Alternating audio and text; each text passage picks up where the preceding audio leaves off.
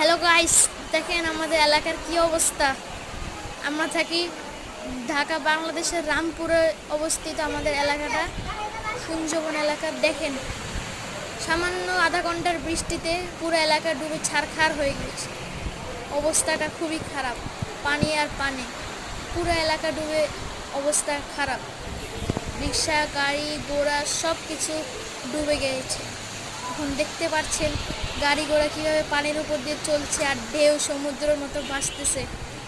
আরও দেখবেন সামনে এর থেকে একটু জোরে বেশি বৃষ্টি পড়তো তাহলে তো পুরা এলাকায় ডুবে শেষ। প্রচুর বৃষ্টি হয়েছে, প্রচুর বৃষ্টি। দেখেন গাড়ি ঘোড়ার কি অবস্থা, দেখতে থাকেন।